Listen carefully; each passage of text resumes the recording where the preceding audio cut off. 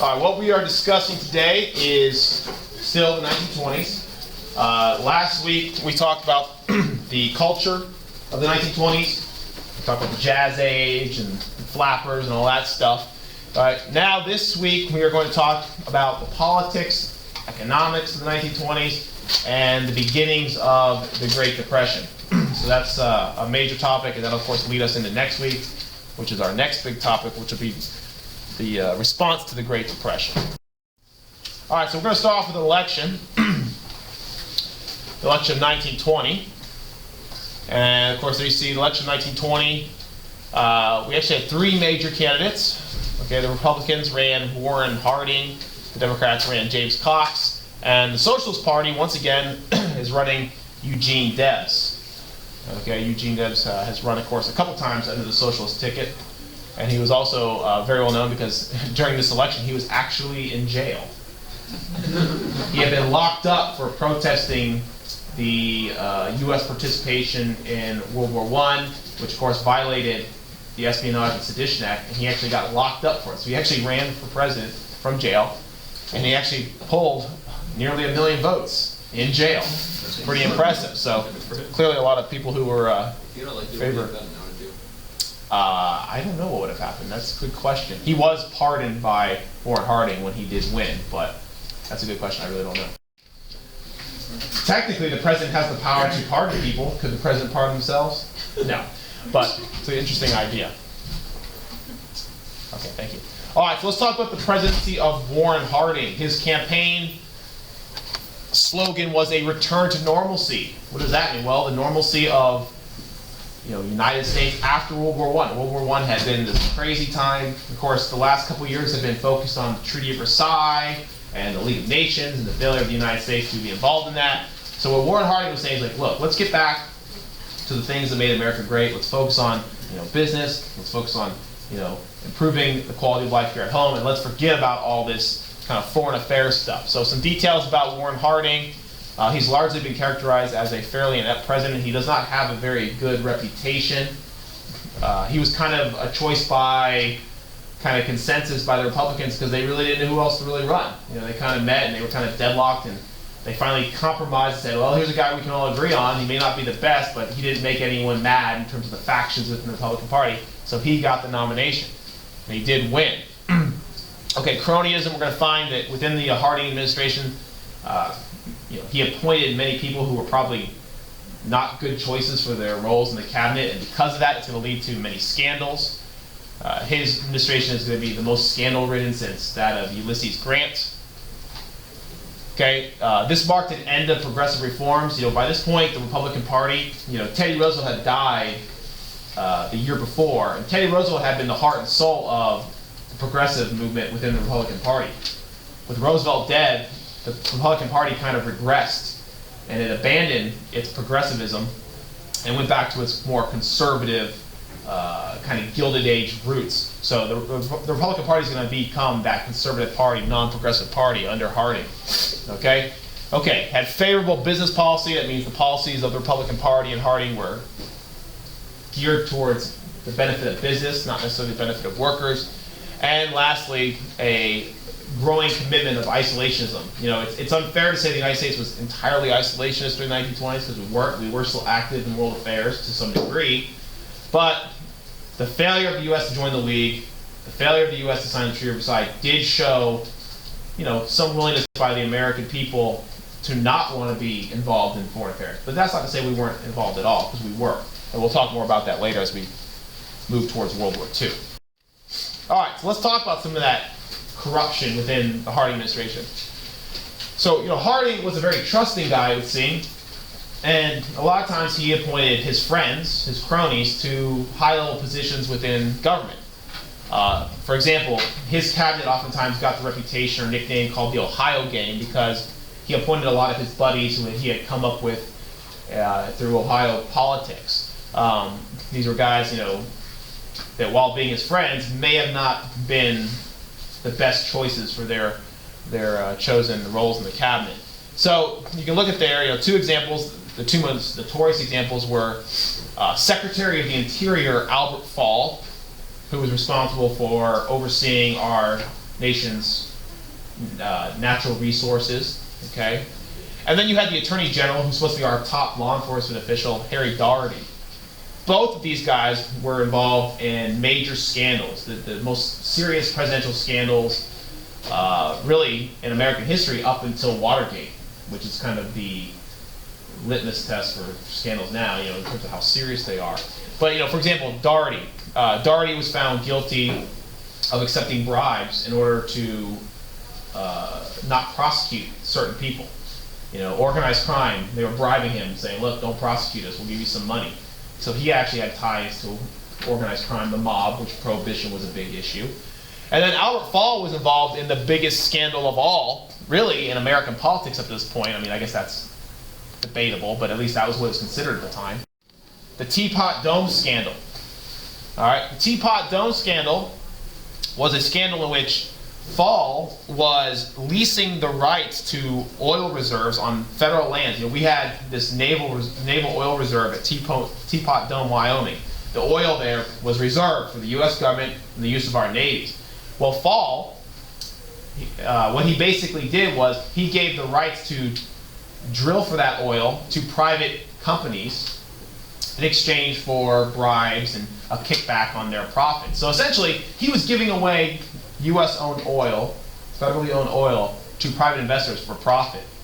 All right, and of course, these were oil reserves that were necessary for the functioning of our Navy and our military and U.S. might. So it was a big deal, and many people wondered, like this cartoon speculates, would the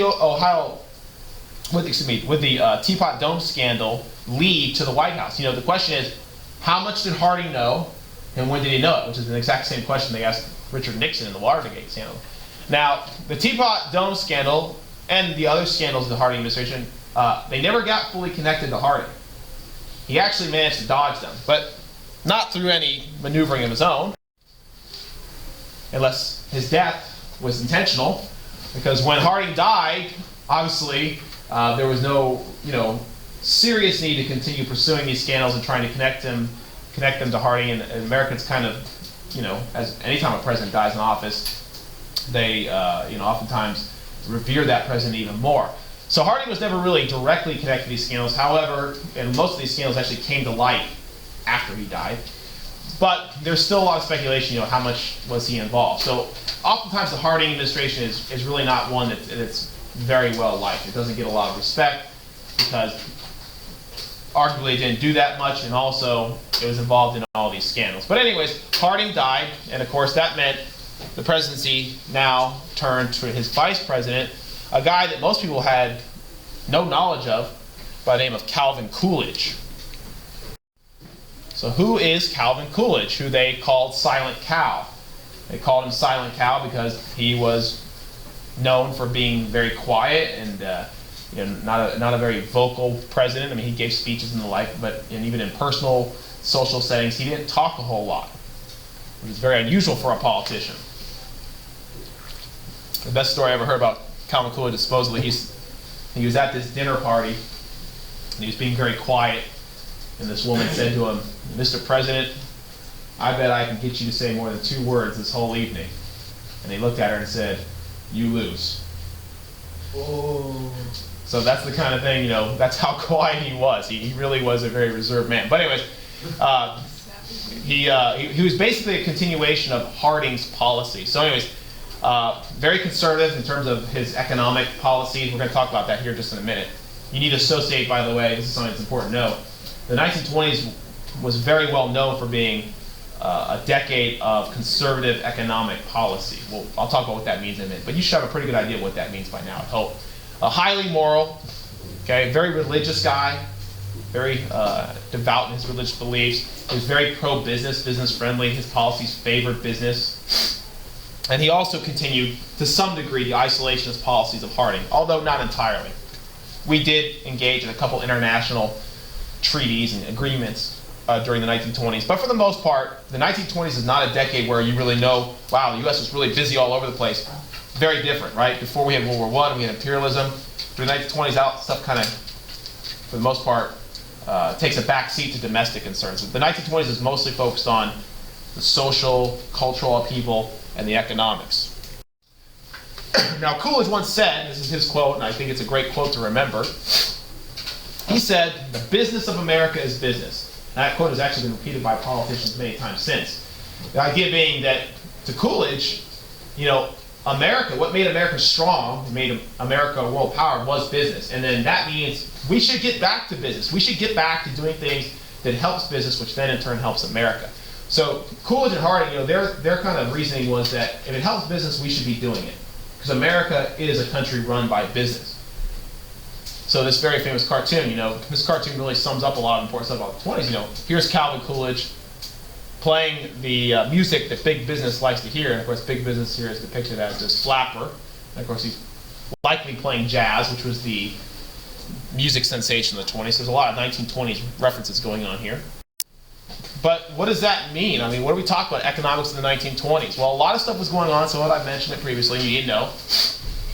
Because eventually, the economic prosperity of the 1920s is going to cease. And some of the reasons why it ceased are right here on this chart, on this slide. So, first of all, the 1920s saw a dramatic increase in the use of credit. More so than ever, we saw Americans buying items on credit. Buy now, pay later. Credit was more available than ever before because the 1920s was considered to be a very prosperous decade, which meant people felt like they could buy stuff they couldn't afford at the time because as long as the prosperity continued, they would then at a later date pay it off. So credit increased. People wanted to buy all the new fancy inventions, the electric machines, the vacuum cleaner, the refrigerator, all those things. We had increased productivity. In the 1920s, we saw American manufacturing really dramatically increase. Okay, reasons why? Well, improvements and advances in production. We had scientific management theory, which was the idea of, applying scientific reasoning to the operation of a factory. This was pioneered by a guy by the name of Frederick Taylor. He's in your book. Although I don't know if he's in this chapter. He's in one of the chapters. The assembly line, which of course Henry Ford really pioneered in the previous decade, but of course it didn't stop. And of course other people adapted the assembly line to their production. So we were producing more stuff than ever before. Now that was good and bad. Good because when you make more stuff, the price goes down, right? There's more supply. Bad because later on there's going to be so much stuff produced, the value is going to go down. There's going to be saturation in the market, and companies are going to start to fail. All right, energy. Of course, we're becoming more and more modern, so we're tapping into more and more energy sources. We saw increased use of oil, electricity, and coal. Coal was starting to be phased out as the primary energy source. Coal was, of course, the dominant energy source in a lot of stuff in the previous century. Coal's starting to go away. It's still around.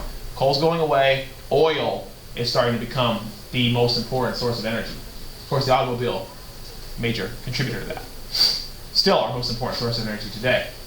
So we haven't changed a whole lot in about 100 years. We better figure that out quick.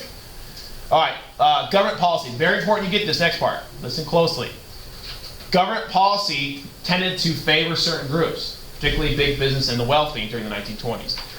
Government policy favored tax cuts for the rich and for corporations. Okay? So they paid less in taxes. The rich paid less in taxes. Businesses paid less in taxes. The problem here was this led to a dramatic increase in the imbalance of incomes. In other words, the disparity, which means the difference between the rich and the poor, grew wider. Okay, we had a problem. The rich were richer, the poor were poor. The middle class was being squeezed out. This is the same problem we have today that has become even more exacerbated. One of the greatest threats facing our economy today is the division between the rich and the poor. Here's where it begins, by the way. So this has relevance to today. And the government was favoring these things, so not only were they passing the tax laws and also increasing the tariff, which isn't on there, but they were also not even prosecuting trusts. Monopolies were being given free rein to do whatever they want. All of the advancements we made during the Progressive era about cracking down on big business, it's like we just forgot, and like we just went back to ignoring it. Now, it wasn't completely laissez-faire like it was in the Gilded Age, but it wasn't far from it. Okay, it wasn't laissez-faire, but it wasn't far from it. The advancements of progressivism really had ceased. And in my opinion, I think that was a major failure of the decade, but we'll see. Labor problems, we also saw labor unions decrease in membership. Workers were hurt. There were less and less people involved in labor unions because both business and government policies discouraged labor union membership. Court cases constantly were going against labor unions, forcing them to go back to work, making their strikes fail. Businesses were using the tactics like the open shop, telling people, look, we're all, you don't have to be in a union. In fact, we're going to discourage you. If you are in a union, we're probably not going to hire you. Okay, that kind of stuff was going on still. So a lot of the problems we saw back in the turn of the century were still going on. So anyway, that's what's going on in economics. Now keep that in mind, because while the 1920s was prosperous for the majority of the time period, that prosperity was largely superficial, which means it appeared more prosperous than it really was. The reality was our economy was not as strong as we were led to believe, and the bottom was ready to fall out at any moment, which of course it will in 1929. What a perfect transition. 1929, the bottom falls out, we go right into the 1930s, and we got a depression. I mean, it's a really, pretty clear transition. There's Al Smith. That's who I wanted to talk about. I jumped ahead of myself. But anyways, this map here shows you the prejudice against Smith. Look at that. What is unusual about this map that should stand out in terms of where the Republicans are winning? Yes. Yeah, they won some southern states, right? This is still the era where the southern states were tied to the past of the Confederacy. The idea that southern states would vote Republican is almost unheard of. And that shows you just how much prejudice there was against Catholics in this country. We didn't have a Catholic president, by the way, until John F. Kennedy in 1960. And even that hurt his chances. So this is a very prejudiced country. And you'll notice also, you can see Smith won one northern state because, of course, the northern states were where all the immigrants were. And immigrants were opposed to prohibition because they came from countries where alcohol consumption was not evil. It was part of their culture. Okay? So I wanted you to see that. But anyways, Hoover won this election, Herbert Hoover. Calvin Coolidge, he said, I'm not going to run again. It's not for me. Herbert Hoover, who had first risen to prominence as the manager of the Food Administration during World War I. Hoover, during World War I, was considered to be this great guy. He ran the Food Administration, which was designed to save food and resources so that we could feed our troops and our allies overseas. It's argued that Hoover, through his policies, may have saved the lives of millions of people who might have died of starvation. So everyone loved Hoover. He was this great guy. He's going to go down in history as one of the worst presidents ever. I mean, and I will actually defend him. I'm not a big fan of Hoover's, but I will defend him because I think the rap he's gotten is worse than he deserves. But he goes down in history in terms of public opinion. He's pretty much one of the most despised presidents. Because, of course, he was the one who was in charge when the Great Depression hit, and everyone turned to him for answers, and he didn't have any. But it's not all his fault. I'll defend him. All right, so here he is, Herbert Hoover. The quote up there, rugged individualism. That's important. He believed that Americans were rugged individualists, that we succeeded or failed on our own. We didn't need any help. We didn't need any government assistance. This country was born on individualism. His background was as an engineer and businessman, but of course I told you he had administrative experience in the Food Administration during World War I, where he encouraged Americans to plant victory gardens. Remember those? He was opposed to welfare or government assistance of any kind, which is going to make him unpopular during the Great Depression, because that's when people needed welfare assistance more than ever. And of course, like his two predecessors, he was very business friendly. His policies, much like Calvin Coolidge, Warren Harding, very much favorable towards big business. Business of America is business. Okay, as Calvin Coolidge said, Hoover would have supported that idea. And of course, when he took over, things were still looking good. The economy was still going well. He even said in the speech, which haunts him to this day, haunts his legacy, is that he said that we are now closer to the elimination of poverty than ever before in American history. He literally said that right before the Great Depression started. I mean, he couldn't have picked a worse time. But it appeared, in his defense, it appeared as though our economy was unstoppable. I mean, it really, the fact of the matter is our economy had a lot of problems. It was not stuff that you could readily see underlying the surface. The overuse of credit, massive speculation, the failures of the farm sector. So anyway. All right, so what happened? Well, first of all, let me make this clear. The Great Depression was not solely caused by the stock market crash of 1929. Okay, there are so many things that helped cause the Great Depression. In fact, economics is a very tricky subject where it's very hard to actually identify what a lot of times causes economic collapse. We kind of just make educated guesses, right? However, it is fair to say that the event that probably sparked the downfall of the U.S. economy was the stock market crash, or Black Tuesday, October 29th, 1929, okay? So, little information on this. Throughout the 1920s, the stock market had been continuously going up, okay? The stock market was booming. Average Americans, for the first time in history, were buying the stock market because it was stupid not to, it seemed. You know, the market was always going up. You couldn't lose. All you had to do was buy stock and you were guaranteed a return on your money. I mean, people were doubling and tripling their money in a month without doing anything with it. Okay? And a lot of people were buying and selling rapidly, which is called speculating. They weren't buying a company to help, have a stake in that company, help build up that company's support. They were buying into a company so they could sell later and make some money, right? So they weren't in for the long haul, which means the market fluctuates. That's speculation. Speculation means you take risks. You invest money, you take risks, and you hope for a profit. Okay, so we hear guys on the market, I'm going to buy low, sell high. They're speculating, right? So a lot of people were playing the stock market, and it all seemed good. But the problem is that a lot of these people didn't know what they were actually doing. A lot of them were buying stocks that they didn't have the money to actually buy. And the reality of it is that the stock market was increasing constantly because it was being fueled by massive stock purchases. But what happens?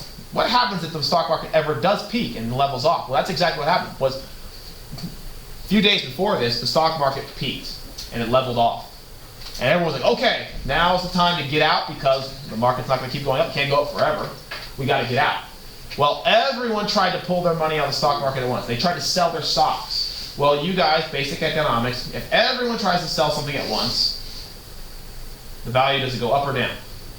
It goes way down because there's too much of a supply. So everyone was trying to sell. There was no buyers because everyone was trying to get out at the same time because it looked like, why buy if the market's about to go down?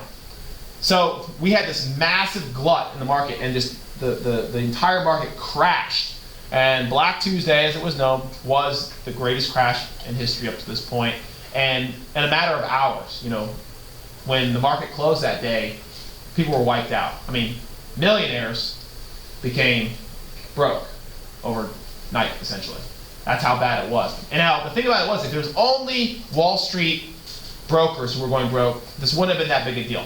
But average Joes were playing the market. We also had banks that were lending money to people to play the market. The entire U.S. economy was in some way tied to this market. So when the stock market crashed, America crashed. And by the way, back in those days, no rules, no regulations. It was just the Wild West. You could do whatever you wanted. So there was nothing to stop this from happening before it did. We learned our lesson, right? Well, kind of. So, liken it to what happened in 2008. It wasn't a stock market crash. The housing market crashed in 2008, and that's what caused the recession that we are exiting, right? Same kind of deal, except for on a much, much worse scale. This is the worst economic crisis in American history. Nothing even comes close. Okay, that's why it's a depression, not a recession. Depression means prolonged, serious economic downturn. All right, so the crash, the depression was caused by many things. The crash also was caused by many things. Many economists have attributed the crash to the way people were playing the market. I mentioned already speculation, which was risky. The people were not leaving their money in the market for long periods of time. They were in and out, and that makes the market kind of unstable. But also, they were buying on margin. Very dangerous. You can still do this. Buying on margin means you were buying stock with borrowed money. Now, typically what would happen, this chart shows you, let's say you need $1,000 to buy the stock you wanted. Well, you would go to a broker, you'd pay a down payment. Here's $100, that's my money in. I'm going to borrow $900 from you. Okay. So you buy your $1,000 of stock with your $900 borrowed and your $100 down payment. Now, if the market goes up, hey, no problem. You sell your stock, you pay back the loan, and whatever you have left over is profit, right? You pay back the loan plus the $100 you paid in, so that doesn't count. Anything extra would be profit. So like you see here, if the person made $1,500, That's $500 profit, right? After they repay their loan. Well, buying on margin seemed like a great idea because the market was always going up. You can't lose. Well, what happens if the market goes down? Well, when the market went down, now when you sold your stocks, if you sold your stocks, not only could you pay back your loan, not only did you lose whatever you initially invested, now you can't even pay back your loan. So now you're in debt. Well, now the broker, he can't get paid back, so he's now got that kind of, so it's like a chain reaction. And a lot of times it wasn't a broker, a lot of times people were borrowing from banks. So now we were talking about banks going out of business. Now when a bank goes out of business, you don't just lose your money, everyone loses their money. Can you imagine being an innocent bystander? You put your money in the bank and all of a sudden you hear a bank closes and you're like, where's my money? Oh, it's gone. Why? Because someone messed up on the stock market. Well, I didn't mess up, give me my money. It's gone. That's how it went down. No, it was the South Park episode. Was it a South Park episode? Oh, yeah. And it's gone. Yeah, I do actually know that reference. Okay, so what happened was the stock market crash actually sparked this Greater Depression. There were a lot of other causes. I will get to them at the end if I have time. Your book goes over them. But anyways, after this, we saw the entire American economy take a hit. Chain reaction. Overnight, people like you see in the cartoon, these rich people, these millionaires, they lost it all because they were playing the stock market. Now they were on the street selling apples like the poor immigrants who had come to this country. Unemployment skyrocketed. Unemployment during the Great Depression, here's a number I think you should remember. Unemployment during the Great Depression reached the highest levels ever in the history of America. Upwards of 25%. 1 in 4 working people, okay, this is not non-working people, 1 in 4 working people couldn't find a job. And then those people who could find work, oftentimes were working decreased hours, part-time, not enough to make ends meet. It was absolutely a horrible time to live through. Okay, I mean, the reality in America was people were out of their homes, they had nowhere to go, they were starving. Right now we consider, when unemployment's at like 6%, we're panicking. 6%, that's unheard of. Oh no, we got a big problem. Okay, like the worst part of this last recession we were leaving. That's what we were looking at. The worst part, we had a problem, 6 to 7% unemployment. 25% in the 1930s. Unheard of. And by the way, no social safety net. No unemployment insurance, no welfare, nothing. You were poor, figure it out. Okay? Now, the biggest concern was how the stock market crash contributed to bank failures. Banks went out of business. And you think, banks can go out of business? You don't usually hear about this stuff. Okay? Yes, banks are businesses. Banks exist to make money. And they can go out of business if they mismanage their funds. Well, what happened was, banks, first of all, I have to clear up this misconception about banks. People don't understand banks. Banks are not vaults. They are not piggy banks, just on a bigger scale. When you put your money in the bank, it doesn't go, into a box that says, okay, this is Joe's money. And when Joe comes to make a withdrawal, we open up Joe's box and we pull out the money that Joe put in. That's not how it works. Okay? You put your money in the bank, they keep track of how much you put in, and it goes into basically, in theory, a big pool of money. It's all numbers these days, right? Now, what happens with that money? Well, banks, in order to make money, have to do stuff, right? So they make loans. When you got to go buy a house, you go to the bank. Hey, I need a loan. I want to buy a house. I want to buy a car. Can you give me a loan? Oh, okay. So the bank gives you money from the big pool of money, right? It's all numbers. All they're keeping track is what your number is. Now, that's how banks make money. They get paid back their loans with interest. That's why banks exist. If they didn't have loans, what would be the point, right? They're not there just to hold your money for free. They want to make some profit. So, well, banks in the 1920s loaned money to lots of people. And what do those people do? They play the stock market. So when the stock market crashed, people could not pay back their bank loans. And banks eventually, not getting paid back their loans, would actually run out of money. Okay? And what exacerbated the problem is people, when they heard about the banks failing, they ran to the bank. And they tried to get their money out before it was closed. And that only made the problem worse because now they were pulling more money out of the big pool of money until the pool ran dry. And now no one who didn't get their money out in time would get anything. And as I said before, the really terrible thing about this was people who didn't even do the wrong things. People who were, like this picture here, this victim of bank failure. People who put their money away in the bank. I mean, you're told from your very young age, save your money, don't waste it. Put it in the bank protect it. People who did the right things their whole life, put their money in the bank, never wasted it, didn't speculate, didn't play the market, they too lost their life savings because banks failed, and when the bank failed, you lost everything.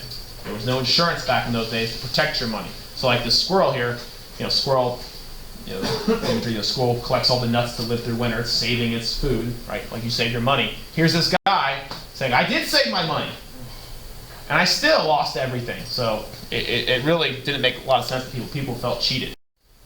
All right, and as I mentioned, when people heard about the banks failing, they would rush to the bank. These were called bank runs. This was an actual thing. They'd run to the bank, and they'd say, I want my money.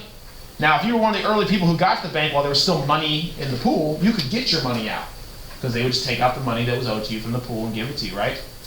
But if you got there too late, after the money was gone, there was nothing left, that's it. Bank collapsed, your money went with it. You lost everything. So this was a very common scene in America of people rushing to the bank trying to get their money out. And little did they know, they were actually making the problem worse. Had people not run to the bank and maybe had things calm, maybe there would have been stability that would have kind of made the crisis worse or less problematic, but that was not the case. Okay? So anyways, anyone ever seen, it's on every Christmas, It's a Wonderful Life? The black and white movie, Jimmy Stewart, the guy who wants to kill himself, and then they show him it's a great life and he wants to live. The beginning of that movie, you ever seen it, is a bank run, right? He's all depressed because everyone's running to the bank trying to get their money out. It was taking place during the Great Depression, essentially. Okay, so unemployment was a problem. Bank failures, business failures. There you see, okay? Numbers of business failing. Okay, there weren't enough jobs. It wasn't uncommon for men who were out of work. They had nothing. They would pick up and go on the road and travel over the country looking for work. They'd ride the rails. They would, stow away on trains and travel the country on the rails. And they would just look for work because there was not much work to be had. They would go to the local dockyard or factory and say, hey, can I get any work here? Just give me a couple hours. I mean, people were doing whatever they could to make ends meet because it was that bad. So you can see the picture. People lined up looking for jobs. It says things are closed. So this was the problem. All right, now, there was no American social safety net. There was no system of welfare. There was no unemployment insurance. There was no medical insurance for the poor. There was nothing. In those days, it was every man for himself. Okay, the whole idea of having a network where we all take care of each other, as limited as we take care of each other today as it is, it was even less back then. Okay, that doesn't begin until the New Deal, which is the next thing we're going to talk about next week. So Americans could only possibly rely on charity. That's all you could rely on. You had to hope for charity. Okay, and in some cities, they use tax Rs, or they ask for donations so they could have bread lines or soup kitchens where people could go get a meal. Okay, this is a very famous picture. Okay, the dichotomy between the billboard that says America has the highest standard of living, and then the line of people waiting to get food because they're starving and they have no money. Okay, this was the problem in the Great Depression. So your only hope was charity. Now, as I said before, this is the case always. Who did Americans blame? They blamed their president. Because it seems logical to the average American. Well, we didn't have these problems before Hoover. Hoover gets in the office, also these problems start. It's got to be Hoover's fault. Not true. Okay? His policies did not cause the Great Depression. In fact, if anyone deserves the blame, it's actually his predecessors. They were more responsible. By the time he got in office, the damage was already done. Nothing Hoover could have done in his first year in office could have stopped the Great Depression from happening. It was going to happen. So in that case, Hoover doesn't deserve the blame. However, he does deserve some blame, because what happened was Americans then said, well, look, we got this problem. Mr. President, we need your help. And Hoover was very slow to act. He said, no, I'm not going to do much here. I don't want the government to step in, because if the government steps in, people will become too reliant on it. They won't be rugged individuals that will take care of themselves. He was afraid government assistance would make Americans weak, make them too dependent on a handout. So when Americans were hurting, Hoover was not there for them. That is why he does deserve some blame. He should have acted, and acted quickly. He acted far too late, and by then it was too late. So you can see there, Hoover was taking the blame from all the problems, and in the background there, the Democrats had no problem with blaming him as well. Oh yeah, it is Hoover's fault. It's the Republicans' fault. And don't forget that, because in 1932 we have an election, and we'd like you to elect our guy, Franklin Delano Roosevelt. So anyways, That's what's going on there. But this is what Americans do. I mean, this is the case of any president. Presidents always get the blame. The sitting president will always get the blame, even if it's the sins of his predecessor. You know, and you can look time and time again throughout history, and you'll see that. All right, now, I got to go through this pretty quickly because we're running low on time, but as I mentioned, Hoover was opposed, so please don't try to write all that down. Hoover was opposed to government assistance. He did not believe in welfare in any kind. All right, as you can see, he said he believed the role of the government was to facilitate cooperation between opposing groups, not control it. He said people should not rely on government handouts. He rejected federal welfare or direct relief. He said that it would weaken Americans. You guys have heard that argument before. We shouldn't give people handouts if they're poor, because then they'll become reliant on it, right? They won't want to work. Why would you want to work when you got a handout? Well, let me tell you, if you're living through the Great Depression and your family's starving, you don't want to hear this nonsense about how welfare is going to make you weak. You just want to eat. So most Americans didn't like Hoover's take on government assistance. Okay, what Hoover was doing was he was basically supporting. His idea was rather to support something that at the time wasn't called this, but it will be called supply side economics or trickle down economics. I don't remember if we talked about this here. I feel like we did, but I don't know why I would have. But anyways, the idea here was Hoover argued that the best way to create prosperity was to give tax breaks to the wealthy and to corporations, because then what happens is those businesses will use the extra money they save by not paying taxes to create more jobs, which will then give poor people work and get them out of poverty. Okay, so it's called trickle down economics, because the idea is if you give more money to the wealthy, they will redistribute the money and it'll eventually trickle down to the poor. Sounds good in theory. We've practiced it for over 90 years and it has yet to work. But, you know, that was his idea. He didn't believe in giving a handout. He said, no, we give the money to the top, and then they will better distribute the money by creating jobs and job opportunities.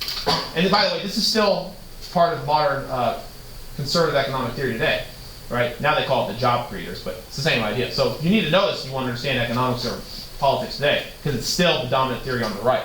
But anyways, that was the idea. So no charity from government. People could ask private charities for help, as I said at the last point, but no government assistance whatsoever. We're not going to give you a handout. So that was not what they wanted to hear. Okay, so what was going on was people were being forced out of their homes. Outside of every major city in America, we saw Hoovervilles erected. Hoovervilles were little shanty towns built out of scrap metal and plywood. People couldn't afford to pay their rent, so they had to live in these Hoovervilles, of course named after Herbert Hoover, as a jabbing him. And that's where they had, you know, to stay. I mean, they had nothing. So this was the situation. America was now starting to resemble a lot of the conditions we would see today in our impoverished countries around the world. You don't expect to see this in the United States of America, but that was the case during the 1920s and 30s, late 1920s. What about farmers? This is very important you get this. Now, the Great Depression wasn't any kind of radical experience for farmers, because guess what? Farmers had already been going through their own depression since the 1920s. Farmers were hurting while everyone else was, of course, prospering during the 1920s. The reason being was, please bear with me, this is very important. During World War I, there was a dramatic need for more crops. We had to feed not only our own people, but our allies overseas. So, farmers, to respond to the high demand, they planted more crops, they bought more machinery, modern machinery, and planted more fields to meet the massive need for food. And farmers were making a ton of money during World War I. They couldn't plant enough crops during World War I because the demand was so high. All of a sudden, it doesn't show you on the graph, but all of a sudden the war ends. And here you have all these farmers with all this land, all these crops, all this machinery that they bought on loans, but now they have no one to sell to because the demand of war is over. So what farmers had was they had a massive surplus. They had too much. In fact, our production was so good in this country. We could produce so many crops, it actually hurt us. Farmers, their value of their crops plummeted to the point where they could not sell their crops for enough money to pay off their debts. So farmers, they could feed their families, arguably, if they grew foodstuffs, but they couldn't pay their rents. So what happens is they lost their land, which meant now they couldn't feed their families, and now they had lost everything.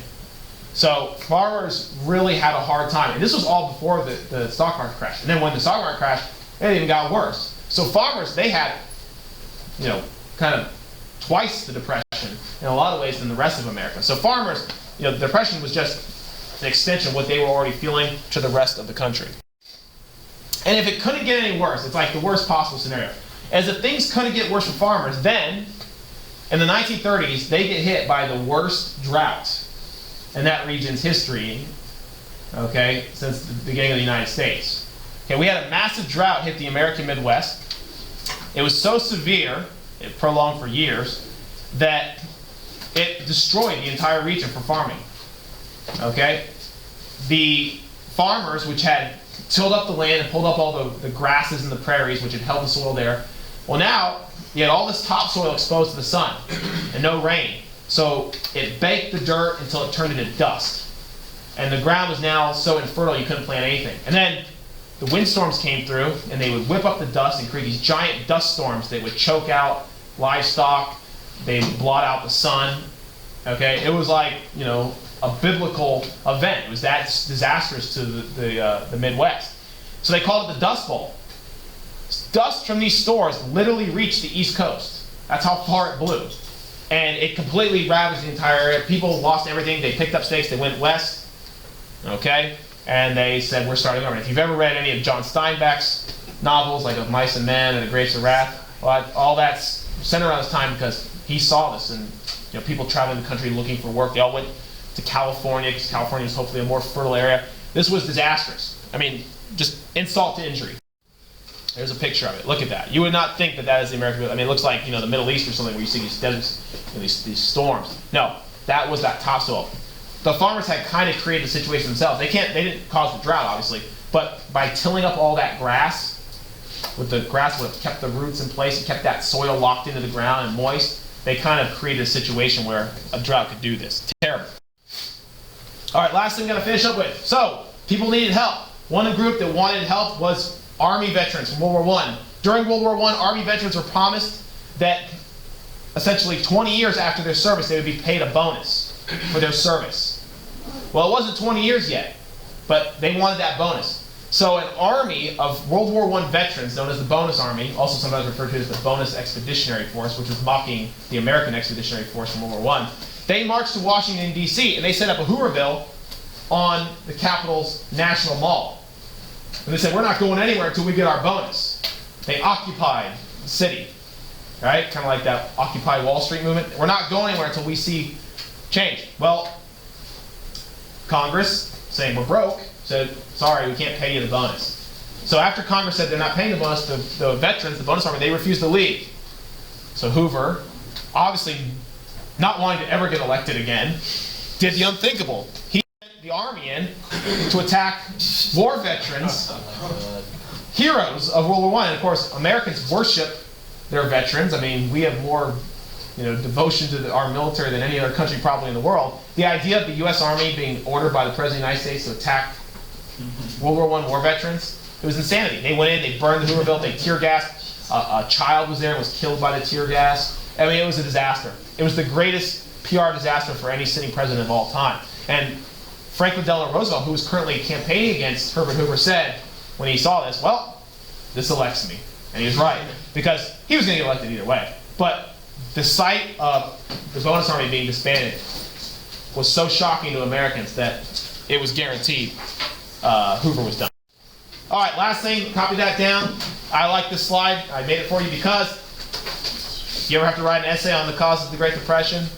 There they are. I didn't get to talk about all of them. Those are going to be here shortly. Please copy them down. Yes. Can I take a picture of my phone? Yes.